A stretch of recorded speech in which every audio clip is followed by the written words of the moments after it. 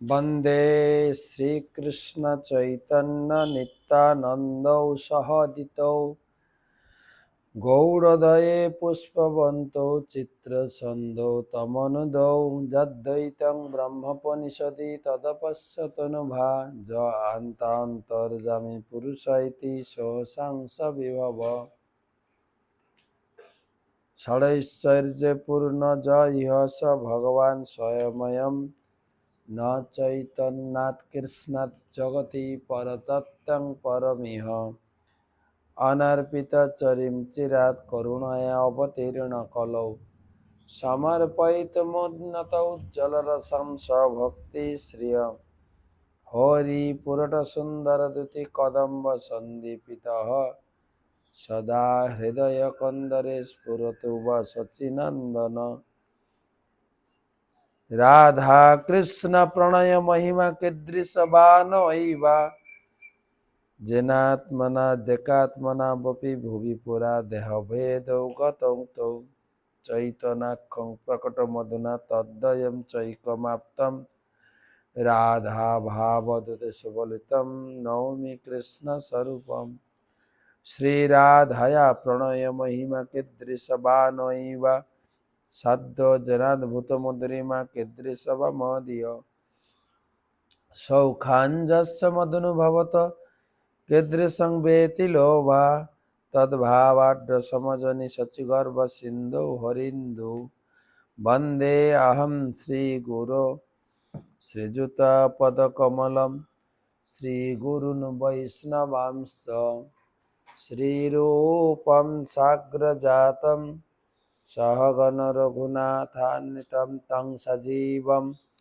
साद्वैतं सावधूतं परिजनसहितं कृष्ण चैतन्य देवं श्रीराधा कृष्ण पादं सहगण ललिता श्री विशाखान्वितांश्च नमो ओं विष्णुपादाय कृष्ण प्रेष्ठाय भूतले श्रीमते भक्ति वेदांत स्वामी निति नामिने नमस्ते सारस्वती देवे गौरवाणी प्रचारिणे निर्विशेष शून्यवादी पाश्चात्यदेशतारिणे जय श्री कृष्ण चैतन्य प्रभु नित्यानंद श्री अद्वैत गदाधर श्रीवासदि श्री गौर भक्तवृंद हरे कृष्णा कृष्णा कृष्णा हरे हरे हरे राम राम राम हरे हरे जय जय श्री चैतन्य जय नित्यानंद जय अद्वैत चंद्र जय गौर भक्तबिंदम। তো সুধী সজ্জন মণ্ডলী, আজকে আমাদের বৃহস্পতিবার, সেই জন্য আমাদের চৈতন্য সুধা মাধুরী 180তম। তো আমরা রয়েছি দুর্গাপুর থেকে আপনাদের কাছে এই চৈতন্য সুধা মাধুরী ক্লাসে যুক্ত হলাম। শ্রী শ্রী রাধা মদন মোহনজিও, শ্রী শ্রী জগন্নাথ বলদেব সুভদ্রা মহারানী আর শ্রী চৈতন্য মহাপ্রভুর অপূর্ব মাধুর্য মণ্ডিত দর্শন। আর এখানে হচ্ছে আমাদের EIDC Eastern India divisional council board meeting. সারা ইস্টার্ন ইন্ডিয়া মানে ভারতকে 4টি জোনে ভাগ করা হয়েছে ইস্কনের। তো উত্তর, দক্ষিণ, পূর্ব, পশ্চিম। আমরা আছি পূর্ব ভারতের বাসিন্দা। এখানে আমাদের কতগুলি রাজ্য: উড়িষ্যা, ওয়েস্ট বেঙ্গল, বিহার, ঝাড়খণ্ড, ছত্তিশগড়, তারপরে আসাম, ত্রিপুরা, মণিপুর, অরুণাচল, আর কয়টা আছে সেইগুলো আমাদের প্রত্যেক মন্দিরের প্রেসিডেন্ট, প্রিচিং সেন্টারের জেনারেল ম্যানেজার, রেসিডেন্ট সন্ন্যাসী এবং অনেক ভক্তবৃন্দের উপস্থিত। এটাতে গুরু মহারাজও থাকেন, তবে গুরু মহারাজের মিটিং রয়েছে বোম্বেতে, বিরো মিটিং, সেই জন্য নেই। তবে আমাদের এই মিটিং চলছে, সারা দিন ব্যাপী মিটিং। এখন একটু আপনাদের সঙ্গে চৈতন্য চরিতামৃত পড়ি। চৈতন্য চরিতামৃত আমরা পড়ব। শ্রী চৈতন্য চরিতামৃত মহাকাব্য এক আদিলীলার একাদশ পরিচ্ছেদের ১৬ শ্লোক থেকে ২৬ শ্লোক থেকে পড়ব। নিত্যানন্দ প্রভুর স্কন্ধ ও শাখা। আমরা দুটো অধ্যায়ে চৈতন্য মহাপুর পরম্পরা পড়েছি, আর এটা হচ্ছে নিত্যানন্দ শাখা প্রশাখা। আর আমরা ছিলাম সেই সিউড়ি নিত্যানন্দ প্রভুর দেশ, রাঢ় দেশ একাচক্র ধামের পাশাপাশি থেকে ঘুরে এলাম। তো শুরু করব ২৬ শ্লোক থেকে। সর্বপ্রথমে গুরুদেবের চরণে প্রণাম নিবেদন করে তার অহেতুকে আশীর্বাদ প্রার্থনা করি। নমো ওং বিষ্ণুপাদায় কৃষ্ণপ্রেষ্ঠায় ভূতলে শ্রীমতে জয় পতাকা স্বামী নীতি নামিনে। নমো আচার্য পাদায় নিতাই কৃপা প্রদায়িনে। গৌরকথা ধামদায় নগর গ্রাম তারিণে। শুরু করছি ২৬ শ্লোক থেকে। গৌরীদাস পণ্ডিত জাত প্রেমদণ্ড ভক্তি, কৃষ্ণ প্রেমাদিতে নিতে ধরে মহাশক্তি। তো এর আগে আমরা ২৫ নম্বর শ্লোক নিত্যানন্দ প্রভুর শ্বশুর সূর্যদাস সরখেল, সে সম্বন্ধে আমরা আলোচনা করেছিলাম। এখন গৌরীদাস পণ্ডিতের শ্রীপাঠ কোথায় আছে? অম্বিকা কালনা। আমাদের একটা বাস ছিল অম্বিকা কালনা থেকে মায়াপুর সরাসরি। মহাপ্রভুর জন্মস্থান আর মহাপ্রভুর লীলাস্থান। আর অম্বিকা কালনা হচ্ছে নিত্যানন্দ প্রভুর শ্বশুরালয় বলা যায় না, শ্বশুর বাড়িটা দূর আছে, ম্যারেজ হল, বিবাহস্থলী। নিত্যানন্দ ওখানে বিয়ে করেছিলেন, এখনো সেই বিবাহ হলটা আছে। আপনার যে কেউ গিয়ে প্রসাদ হিসাবে বুকিং করে বিয়ে করতে পারেন।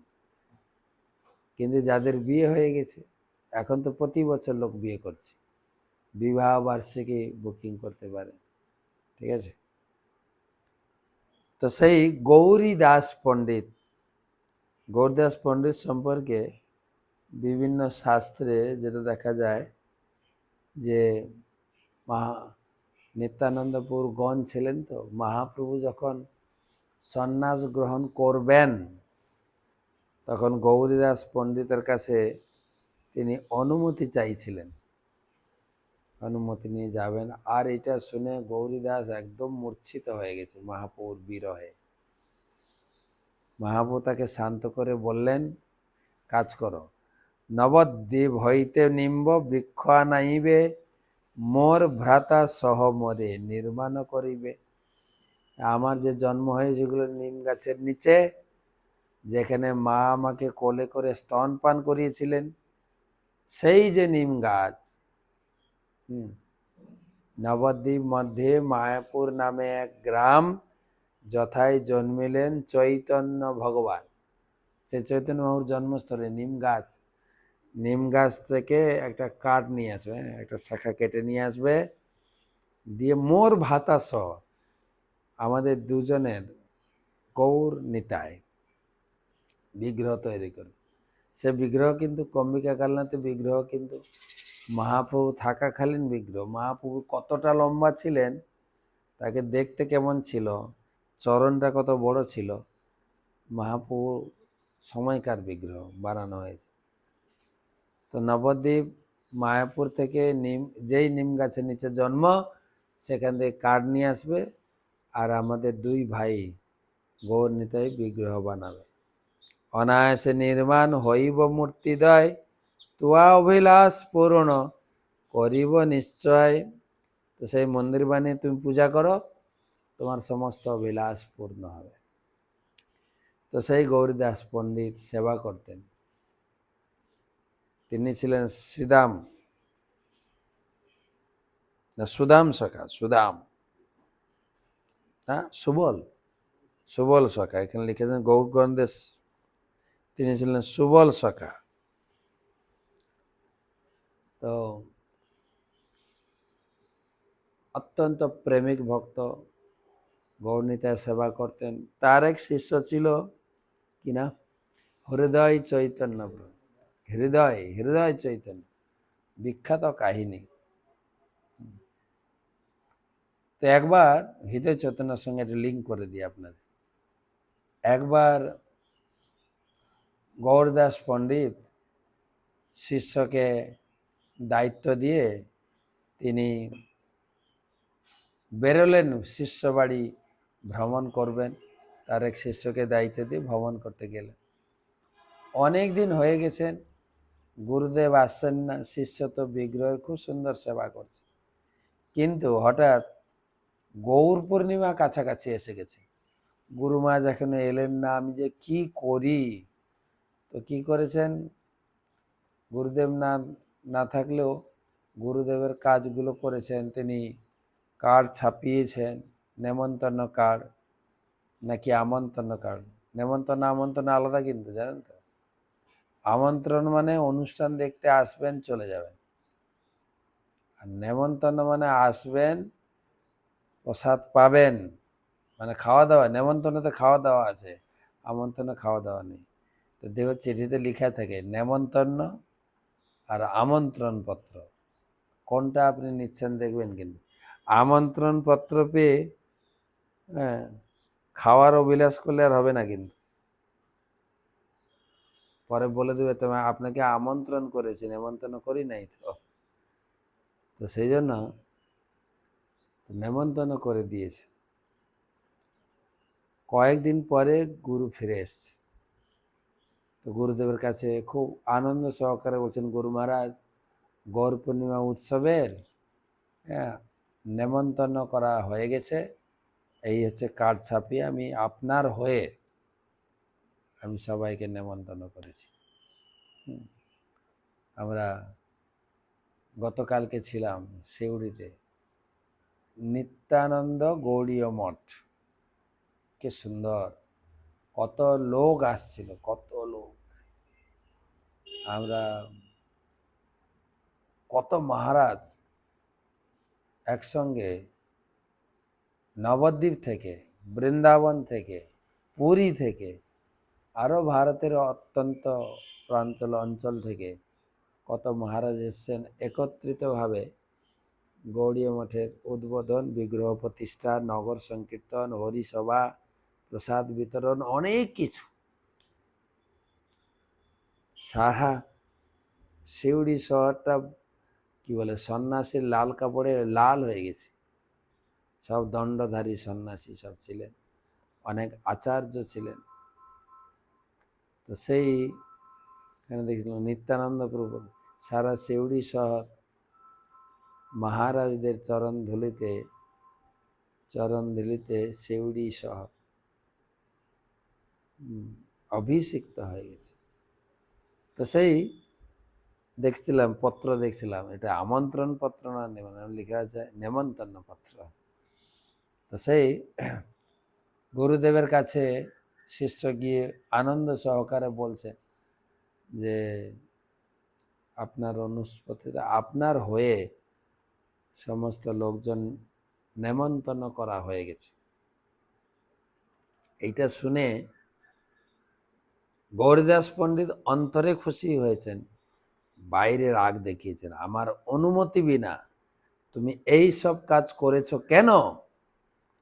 বাইরে ক্রোধ করে হৃদয়ে ভৎসন, মোর বিদ্যমানে কইলা স্বতন্ত্র আচরণ। হ্যাঁ, তোমার সাহস কি? আমার অনুমতি নিয়েছ, স্বতন্ত্রভাবে নিজে নিজে সব বাড়াবাড়ি করছো। নিমন্ত্রণ পত্রী পাঠাইলা যথা তথা, যে কইলা সে কইলা এবে না রহিবা এথা। তোমার মতো স্বতন্ত্র ভক্ত মন্দিরে বাস নেই, হাঁটো এখান থেকে, যাও। স্বতন্ত্র, যেখানে সেখানে নেমন্তন্ন পাঠিয়ে দিয়েছ, আমার অনুমতি ছাড়া স্বতন্ত্রভাবে তো এখানে থাকা যাবে না। ওইছে শুনি প্রণমিয়া যুগল চরণে, গঙ্গা তীরে গিয়া রহিলেন ভিক্ষাতলে। এ বেচারা কি করবে, গুরুদেব তাড়িয়ে দিয়েছিল মন্দির থেকে, আর মন্দির থেকে শুধু জপমালাটা নিয়ে ঘর থেকে বেরিয়ে গঙ্গা তীরে একটা বৃক্ষের নিচে বসে হরিনাম করছে, বসে হরিনাম। শিষ্য দুঃখ পেয়েছেন, গুরুদেব আমাকে তাড়িয়ে দিয়েছেন, জপ করছে। আর গঙ্গাতে, তখন গঙ্গায় পণ্য ব্যবস্থা ছিল, বড় বড় জাহাজে করে মাল যাতায়াত করত। তো হঠাৎ এক ধনী ব্যক্তি নৌকায় সব কিছু, চাল ডাল আনাজ রান্নার যত সব দ্রব্য ভর্তি করে এসে ওর সামনেই নৌকাটা ভিড়িয়েছে, বলছে এই সব গ্রহণ করুন, ভগবানের সেবা করুন। ওটা দেখে খুশি, আবার স্বতন্ত্র আচরণ করলে মুশকিল আছে। তাই পুরো যা যা নৌকাতে এসছে সব গুরুদেবের কাছে পাঠিয়ে দিয়েছে, কেন এই নিমন্ত্রণ করেছে। দেখেন, নিমন্ত্রণ করেছে আর ভগবান পাঠিয়ে। গুরুদেব বলছে এসব আমার লাগবে না, হাঁটো এখান থেকে। ও যে নেমন্তন্ন করছে ওর কাছে নিয়ে যাও। আবার সেই সমস্ত দ্রব্য শিষ্যের কাছে। শিষ্য তখন বললেন ঠিক আছে, গুরুদেব পাঠিয়েছেন। আর বিশাল করে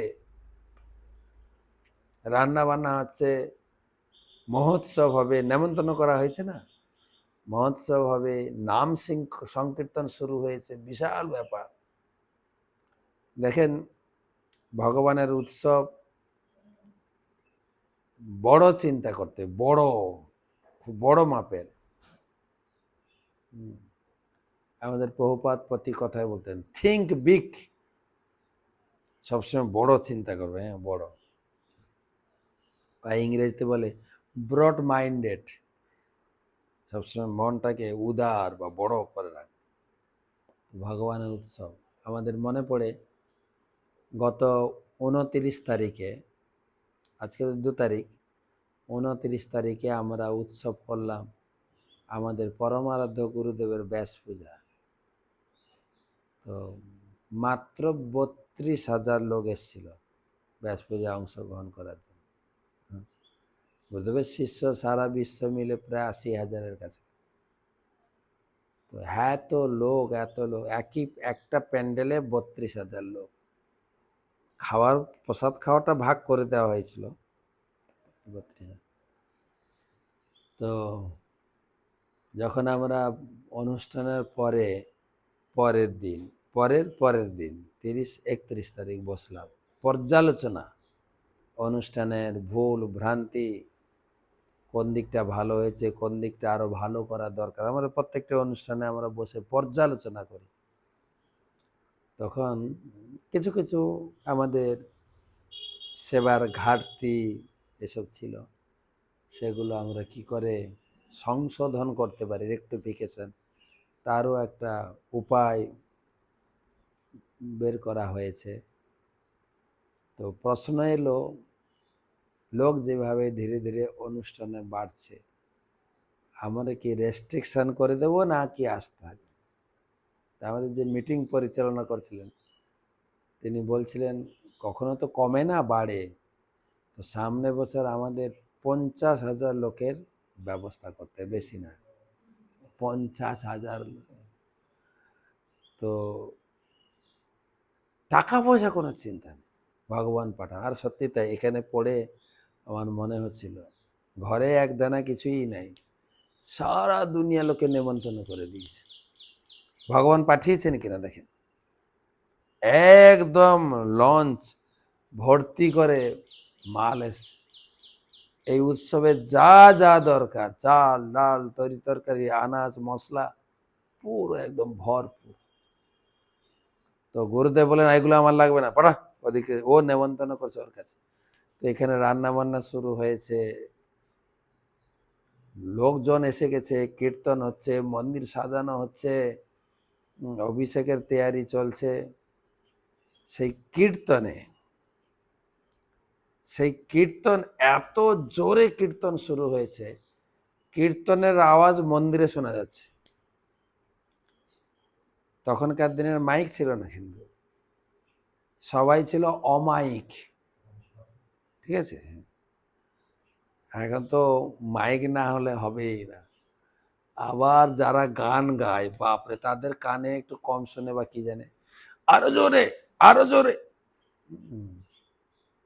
কালকে দিচ্ছিল, গাইছিল খুব সুন্দর, কিন্তু কালকে দারুণ গাইছিল, তাই না? সব বৃন্দাবনের ভাব নিয়ে গাইছিল, দেখলাম সেই অনুষ্ঠান। তো মাইক ছিল না, কিন্তু কীর্তনের তাল ধ্বনি নৃত্য আওয়াজ মন্দির পর্যন্ত পৌঁছে। আর গৌরনীতায় থাকতে পারেন, মন্দির ছেড়ে চলে এসছেন এখানে নাচতে। অ্যাকচুয়ালি নিত্যানন্দ প্রভু তো না নাচতে থাকতে পারেন না, ঠিক আছে। মা নিত্যানন্দ প্রভু সবসময় 4 জায়গায় থাকেন। কোথায় কোথায়?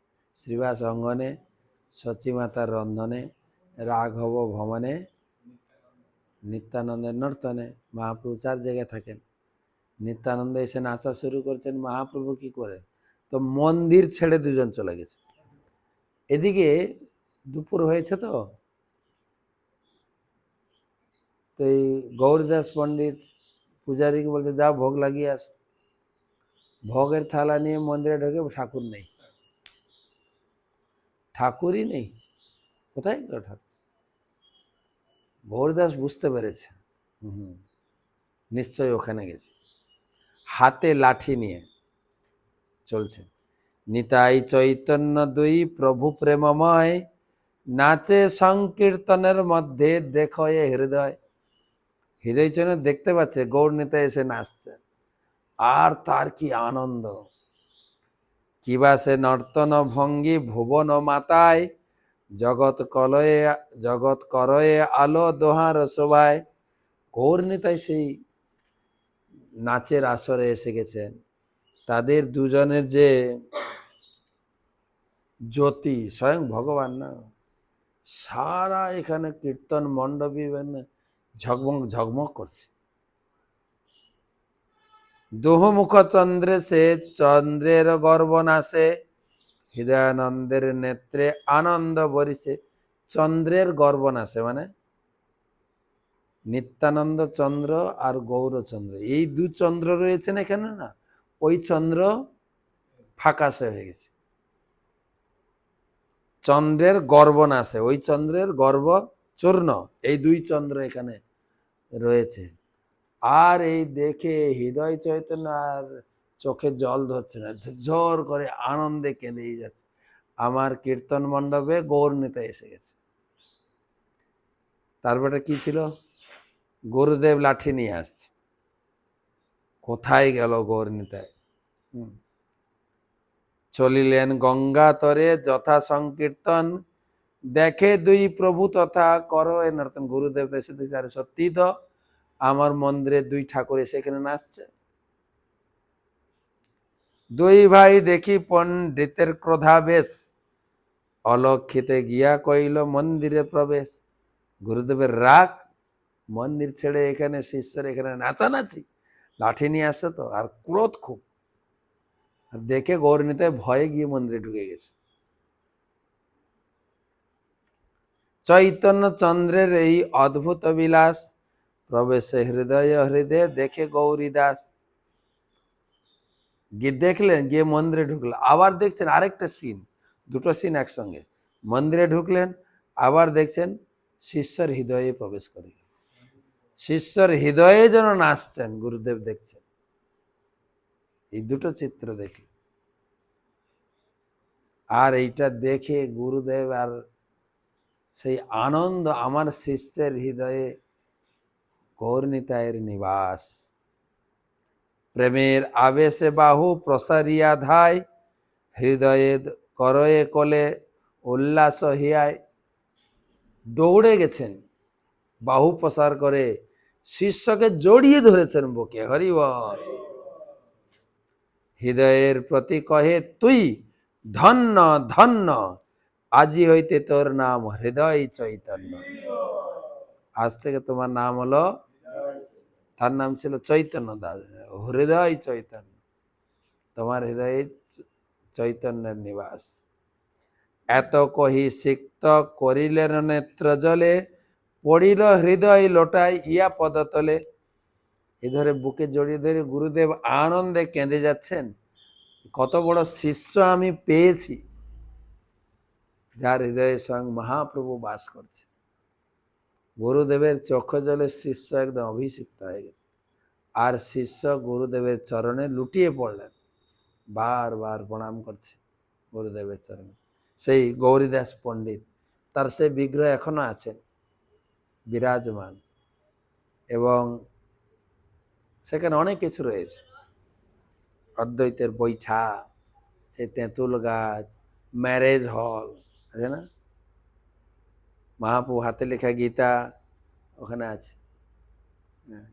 কিন্তু সমস্যাটা হচ্ছে, যদি কোনো প্রেমিক ভক্ত কীর্তন করেন, দর্শন করেন, তার সঙ্গে চলে যান। এইটা ভয় হয়ে গেছে গৌরদাস পণ্ডিতের। শিষ্য ওখানে কীর্তন করছেন, মন্দির ছেড়ে চলে গেলেন। সেই রকম আবার যদি কোনো ভক্ত আসেন, তার সঙ্গে পালিয়ে যাবেন। সেই জন্য ওখানে ঝলক দর্শন, আপনি দাঁড়িয়ে দর্শন করবেন, হঠাৎ করে পর্দা টেনে দেবেন না। আপনি যেন বেশি ভক্তি দিয়ে ভগবানকে না দর্শন, যদি ভগবান আপনার সঙ্গে পালিয়ে যায়, সেই জন্য আপনার দর্শন রাখে মাঝে মাঝে বিঘ্ন করায়, ঝপ করে পর্দা টেনে দেয়। ঝলক দর্শন, না ঝলক দর্শন। তো যাই হোক, সেই গৌরীদাসের কথা এলো তাই বলে দিলাম। একটা শ্লোকে তো সময় শেষ। যা বর্ধমান জেলায় অম্বিকা কালনা। নিত্যানন্দে সমর্পিল জাতি কুলপাতি, চৈতন্য নিত্যানন্দে করে প্রাণপতি। সেই গৌরীদাস তার জীবন পণ সবকিছু গৌরনীতের চরণে অর্পণ করেছিলেন। নিত্যানন্দ প্রভুর প্রিয় পণ্ডিত পুরন্দর, প্রেমার নব মধ্যে ফিরে জয়ছন মন্দর। পরমেশ্বর দাস নিত্যানন্दैক শরণ, কৃষ্ণ ভক্তি পায় তারে যে করে শরণ। তো আমাদের সৌভাগ্য যে বেশি দিন হয়নি, মহাপ্রভু এই 500 বছর আগে, 530 বছর আগে তিনি এসেছিলেন। এখনো এই সমস্ত লীলাস্থলী এবং দর্শনীয় যে বিগ্রহ মন্দির ছেড়ে হৃদয় চৈতন্যের অনুষ্ঠানে গেছিলেন, সেই বিগ্রহ এখনো আছে। কথা হচ্ছে, বিগ্রহ যে সাক্ষাৎ ভগবান তার প্রমাণ এই সমস্ত লীলা শুনলে অনুভব করে বিগ্রহের প্রতি আরো আসক্তি, সেবা ভাব। আমি শিউড়িতে সে মন্দির উদ্বোধনে বলেছিলাম যে আমার গুরুদেব বলেছেন, এই বিগ্রহ প্রতিষ্ঠা হচ্ছে, সমস্ত ভক্তরা প্রার্থনা করুন, হে ভগবান আপনি গোলক বৃন্দাবন থেকে এখানে এসে অবস্থান করুন, আমাদের সেবা স্বীকার করুন। আমরা কথা দিচ্ছি আপনার ভালো করে সেবা করুন। সেবা করতে হবে। আশেপাশে বাড়ি, আপনার বাড়ি থেকে ভগবানের সেবার জন্য যৎপরনাস্তি জিনিস নিয়ে আসবেন, সেবা করবেন, তবে ভগবান এখানে প্রকাশিত হবেন। ভগবান ভক্তদের সঙ্গে আদান প্রদান করবেন। বিগ্রহ নহ তুমি, সাক্ষাৎ বজেন্দ্র নন্দ। আমরা বিগ্রহ দর্শন করি, কিন্তু মহাপ্রভু লীলাতে চৈতন্য চৈতন্যতে বিভিন্ন স্থানে দেখা যায় মহাপ্রভু বিগ্রহ দর্শন করতেন না, সাক্ষাৎ বজেন্দ্র নন্দ। জগন্নাথকে আমরা জগন্নাথ রূপে দর্শন করি, মহাপ্রভু দেখতেন ব্রজেন্দ্রনন্দন শ্যাম সুন্দর, সেজন্য তিনি বললেন কদাচিৎ কালিন্দী তট বিপিন সঙ্গীত তরল মোদাভিরি নারী বদন কমলা সাদ মধুপ রমা শম্ভু ব্রহ্মা মনপতি গণেশার্চিত পদ জগন্নাথ স্বামী নয়ন পতগামী ভবতু মে। কদাচিৎ কালিন্দ, হে জগন্নাথ, আপনি কখনো সেই কালিন্দী যমুনার তীরে বংশী বাদন করে রাসলীলা করেছিলেন। কে রাসলীলা? জগন্নাথ, শ্যাম সুন্দর কৃষ্ণ, আপনি কৃষ্ণ স্বয়ং। তো সেই বিগ্রহ এখনো আছে। আমাদের মায়াপুর থেকে কালনা সরাসরি একটা সরকারি বাসের ব্যবস্থা আছে, গিয়ে ঘুরে আসতে পারেন, বেশি দূর না। নবদ্বীপ আমাদের মায়াপুর থেকে কত 2 ঘন্টা আশেপাশে, সুন্দর জায়গা, গঙ্গার তীর, স্নান করবেন। বর্ধমান জেলার একটা ঐতিহ্য অম্বিকা কালনা। জগদীশ পণ্ডিত হয় জগত পাবন, কৃষ্ণ প্রেমামৃত বর্ষে যেন বর্ষাগণ। নিত্যানন্দ প্রিয় ভিত্ত পণ্ডিত ধনঞ্জয়, অত্যন্ত বিরক্ত সদা কৃষ্ণ প্রেমময়। মহেশ পণ্ডিত ব্রজের উদার গোপাল, ঢক্কা বাদ্যে নৃত্য করে প্রেমে মাতোয়াল। মহেশ পণ্ডিত ছিলেন, চাকদার পাশাপাশি থাকতেন মহেশ পণ্ডিত। ঢক্কা বাদ্যে নৃত্য করে মানে ঢাক বাজালেই নৃত্য চালু হয়। কালকে আমরা দেখলাম না, যখন নগর সংকীর্তন করে ঢুকলেন, সে ভক্তদের কি আনন্দ, 2টো ড্রাম এত তালে তালে বাজাচ্ছেন, আরেকজন মহারাজ তাল দিচ্ছেন, আর সবাই নাচছেন ঢক্কা বাদ্যে। বাজনাটাও সেরকম বাজলে নাচতে ইচ্ছা করে। বাজনা, গান আর ভক্তদের নৃত্য, এটা 3টা মিল হতে হবে। গায়ক হতে হবে, তালে তালে বাজবে আর তালে তালে নাচবে, নাচাবে তাল আর গান, নাচবে নাচবে। ও ও ও বসে থাকলেও নাচতেছে, তাহলে বসে বসে গাইছিল, বসে বসেই নাচছে। আপনি বলুন বসে বসে নাচা কি করে হয়, দেখবেন বসে বসেই নাচছে। ঢক্কা বাদ্যে ঢাকের তালে নাচ শুরু করতেন। নবদ্বীপে পুরুষোত্তম পণ্ডিত মহাশয়, নিত্যানন্দ গ্রামে যার মহাত্মাদ হয়। বলরাম দাস কৃষ্ণ প্রেম রসাস্বাদী, নিত্যানন্দ নামে হয় পরম উন্মাদী। মহাভাগবত যদু নাথ কবিচন্দ্র, যাহার হৃদয়ে নিত্য করে নিত্যানন্দ। রাঢ়ে যার জন্ম কৃষ্ণ দাস জিজবর, শ্রী নিত্যানন্দের তেহ পরম কিঙ্কর। কালা কৃষ্ণ দাস বড় বৈষ্ণব প্রধান, নিত্যানন্দ চন্দ্র বিনু নাহি জানে আন। কালা কৃষ্ণ দাস মনে আছে তো? কালা কৃষ্ণ দাস কি হয়েছিল? হ্যাঁ, আদিসপ্তমের বাড়ি ওই যে মহাপ্রভুর সঙ্গে গেছিলেন কোথায়, সাউথ ইন্ডিয়া, যে ভট্টারিদের আক্রমণ হয়ে গেল, সে কালা কৃষ্ণ দাস। শ্রী সদাশিব কবি রাজ বড় মহাশয়, শ্রী পুরুষোত্তম দাস তাহার তনয়। পুরুষোত্তম দাস,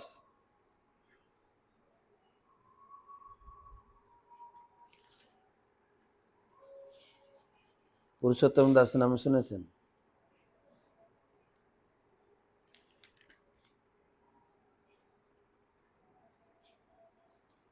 আজন্ম নিগণ নিত্যানন্দের চরণে, নিরন্তন বাল্যলীলা করে কৃষ্ণ সনে।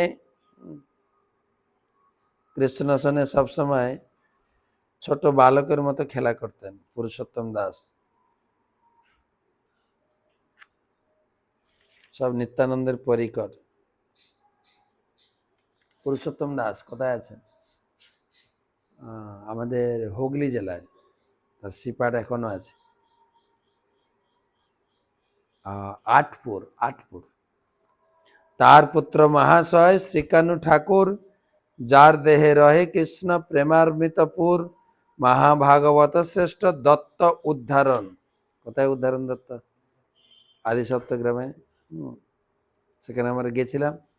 সেখানে 7টা গ্রাম আছে, যার জন্য নাম আদি সপ্তগ্রামের যে জমিদার ছিলেন হিরণ্য মজুমদার, গোবর্ধন মজুমদার। বাসুদেবপুর, বাঁশবেড়িয়া, কৃষ্ণপুর, নিত্যানন্দপুর, শিবপুর, শঙ্খনগর ও সপ্তগ্রাম, এটা নিয়ে আদি সপ্তগ্রাম। তো সেখানে উদ্ধারণ দত্তের ঠাকুরের শ্রীপাঠ ছিল, আমরা দর্শন করে এসেছি। আচার্য বৈষ্ণবানন্দ ভক্তি অধিকারী, পূর্বে নাম ছিল যার রঘুনাথপুরী। বিষ্ণুদাস, নন্দন, গঙ্গাদাস 3 ভাই, পূর্বে যার ঘরে ছিল ঠাকুর নিতাই। নিত্যানন্দ ভিত্ত, পরমানন্দ উপাধ্যায়, শ্রীজীব পণ্ডিত নিত্যানন্দ গুণ গায়। পরমানন্দ গুপ্ত কৃষ্ণ ভক্ত মহামতি, পূর্বে যার ঘরে নিত্যানন্দের অবসতি। নারায়ণ কৃষ্ণদাস আর মনোহর, দেবানন্দ 4 ভাই নিতাই কিঙ্কর।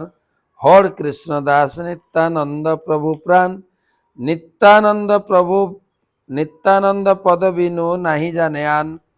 নকড়ি মুকুন্দ, সূর্য, মাধব শ্রীধর, রামানন্দ বসু, জগন্নাথ মহিধর। শ্রীমন্ত গোকুল দাস হরিহরানন্দ, শিবাই নন্দাই অবধূত পরমানন্দ। বসন্ত নবনী হোড়, গোপাল সনাতন, বিষ্ণাই হাজরা কৃষ্ণানন্দ সুলোচন। কংসারী সেন, রাম সেন, রামচন্দ্র কবিরাজ, গোবিন্দ শ্রীরঙ্গ মুকুন্দ 3 কবিরাজ। পীতাম্বর মাধবাচার্য দাস দামোদর, শঙ্কর মুকুন্দ জ্ঞান দাস মনোহর। নর্তক গোপাল, রামভদ্র, গৌরাঙ্গ দাস, নৃসিংহ চৈতন্য মিন কেতন রামদাস। বৃন্দাবন দাস রানা অনির নন্দন, চৈতন্য মঙ্গল তেহ করিল রচন। ভাগবতে কৃষ্ণলীলা বর্ণিলা বেদ ব্যাস, চৈতন্য লীলার ব্যাস বৃন্দাবন দাস। সর্বশাখা শ্রেষ্ঠ বীরভদ্র গোসাই, তার উপশাখা যত তার অন্ত নাই। অনন্ত নিত্যানন্দগণ কে করু গণন, আত্ম পবিত্রতা হেতু লিখিলাম কতজন।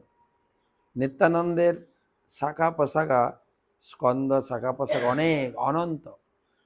তো কিছু কিছু ভক্তের আমি নাম এখানে বর্ণনা করলাম, যাতে আমার নিজের আত্মাকে পবিত্র করতে পারি, ভক্তদের গুণগান করতে পারি।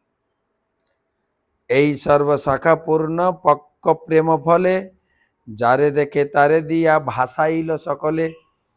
অনর্গল প্রেম সবার চেষ্টা অনর্গল, প্রেম দিতে কৃষ্ণ দিতে ধরে মহাবল।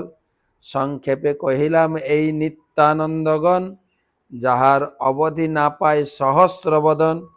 শ্রী রঘুনাথ পদে যারাস, চৈতন্য চরিতামৃত কহে কৃষ্ণদাস। ইতি শ্রী নিত্যানন্দ স্কন্দ শাখা বর্ণন করে শ্রী চৈতন্য চরিতামৃতের আদিলীলার 11 পরিচ্ছেদের ভক্তি বেদান্ত তাৎপর্য সমাপ্ত। মহাপ্রভুর স্কন্দ শাখা প্রশাখা 2টো অধ্যায়ে, নিত্যানন্দ প্রভু সম্পর্কে 1 অধ্যায় হলো। বাকি থাকতে অদ্বৈত আচার্য, গদাধর, তাদের শাখা প্রশাখা স্কন্দ উপশাখা আলোচনা হবে। 12 অধ্যায় পরের বৃহস্পতিবার আবার দেখা হবে চৈতন্য চরিতামৃত ক্লাসে। তো মহাপ্রভুর এই পার্শ্বদের বা নিত্যানন্দ প্রভুর পার্শ্বদ যে আলোচনা হচ্ছে, আমাদের সৌভাগ্য বাংলায়, সব বাংলাদেশ আর পশ্চিম বাংলা এই সমস্ত শ্রীপাঠ রয়েছে। গৌর মণ্ডল ভূমি যেবা জানে চিন্তামণি, তার হয় ব্রজভূমে বাস। কথা হচ্ছে সেই ব্রজলীলার পুরো পরিপাটি, ভগবানের যে সখা সখী গোপী মঞ্জরি পুরো টিমকে নিয়ে এসেছিলেন বাংলায়। আমরা বাংলাভাষী অত্যন্ত ভাগ্যবান, ভাগ্যবতী। সেই সমস্ত স্থান, কিছু কিছু মন্দির আছে পরবর্তীকালে ভক্তগণ আচার্যগণ তারা বানিয়ে দিয়ে গেছেন। বর্তমান আমার গুরু মহারাজ চেষ্টা করছেন সেই সমস্ত জীর্ণ শীর্ণ শ্রীপাঠ মন্দিরগুলোকে উদ্ধার এবং রক্ষণাবেক্ষণ করার জন্য বিএসসিটি ভক্তিবেদান্ত চ্যারিটি ট্রাস্ট থেকে একটা ফান্ড টাকা কালেকশন করে রাখা হয়, যেখানে যেখানে মন্দিরগুলো জীর্ণ শীর্ণ হয়েছে সেগুলো সংস্কার সাধন করা হচ্ছে, সেই সমস্ত স্থানগুলো উদ্ধার। কিছু কিছু স্থান আবার অবলুপ্ত হয়ে গেছেন, সেগুলোকে আবিষ্কার করা।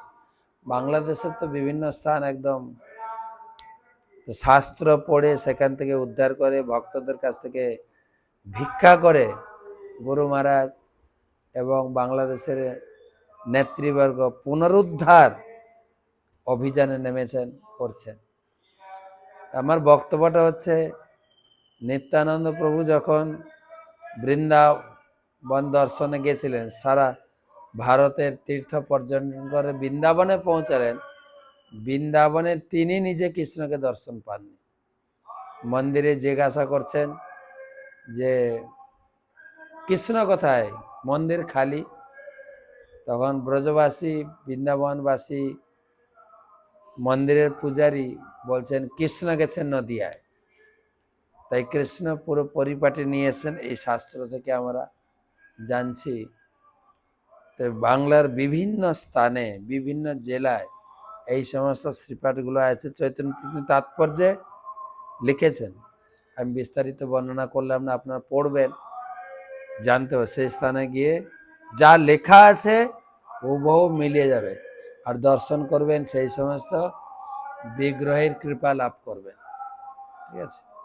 গৌর মণ্ডল, গৌর পার্ষদ যেখানে যেখানে তারা ছিলেন, ভজন করতেন, তাদের সেই শ্রীপাঠ গৌর মণ্ডল।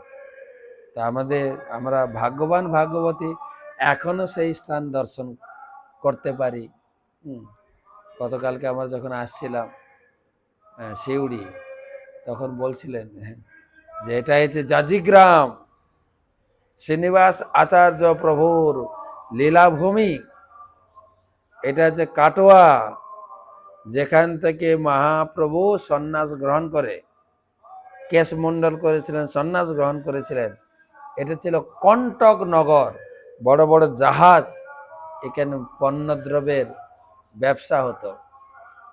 সে স্থানগুলো বইতে যা লেখা আছে, এমন নয় যে কিছু অবান্তর লেখা আছে, যা লেখা আছে এখনো চোখের সামনে আপনি দর্শন করতে পারেন। সেই লীলাভূমি, সেই বিগ্রহ, সেই ভক্তের যে তপস্যার কি বলা যায় শক্তি, সেই স্থানে গেলে একটু শক্তি লাভ হয়, পারমার্থিক শক্তি, যা ভজনে সাহায্য করবে। আজকে এখানে রাখি। শুভরাত্রি।